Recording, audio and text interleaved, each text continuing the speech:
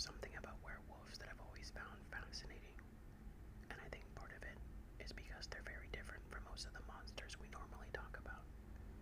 A vampire knows what it is. A ghost is usually something that has already died. A demon is generally evil from the beginning. But a werewolf is still human, at least most of the time. And that's what makes the idea so interesting, because the monster isn't necessarily something chasing you through the woods.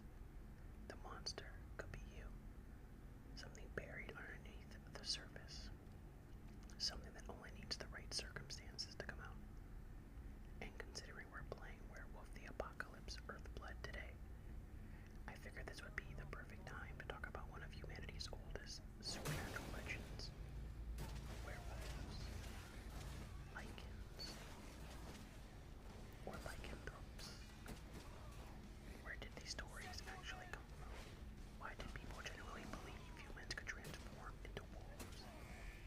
Why did werewolves become associated with the full moon?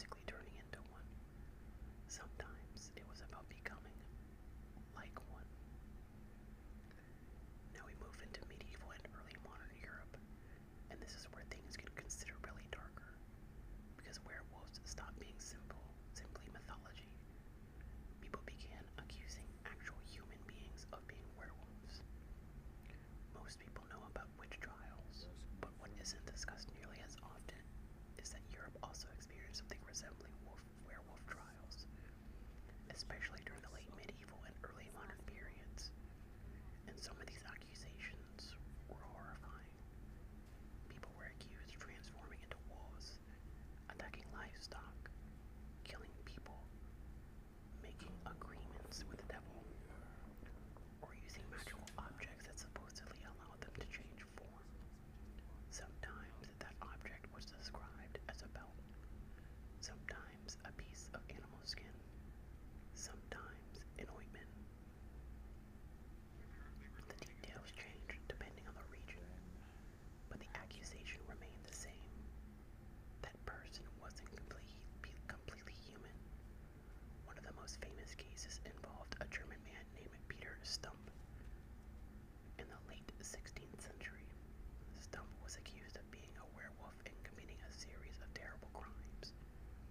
These accounts surrounding the case are sensationalized and historically complicated, so we should be careful about treating every surviving claim as a literal fact.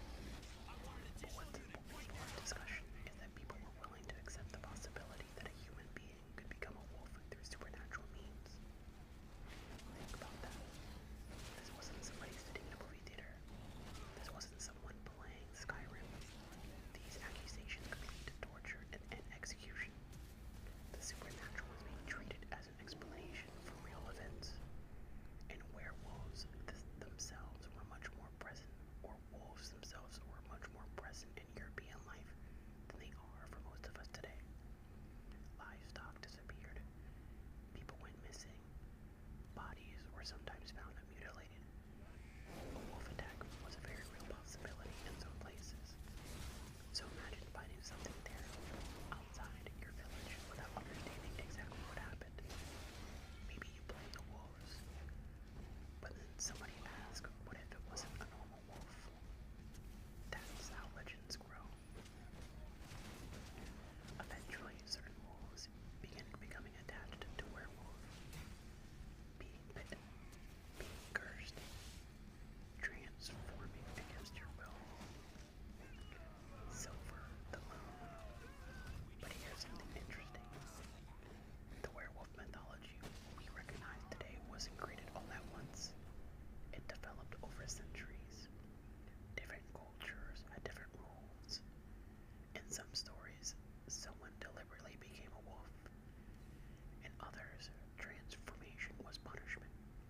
Sometimes it involved witchcraft, sometimes possession, sometimes clothing or magical objects, and sometimes the person simply had no choice. That version eventually becomes one of my favorites, because now the werewolf becomes tragic. Imagine knowing you're dangerous, knowing that once a certain night arrives, you're going to lose control. So you lock yourself away. You warn everyone, don't come here. Do not open the door. No matter what you hear, leave me inside. Then morning comes, you're human again. And you have to figure out what happened. That's horror, but it's also tragedy. Because unlike most monsters, or many monsters, the werewolf might aid the creature just as much as everyone else does. Now we've got to talk about probably the most recognizable part of werewolf mythology, the full moon. Everybody knows the rule. Full moon comes out, humans start sweating, something feels wrong, bones start cracking, hair grows everywhere, claws come out. And congratulations,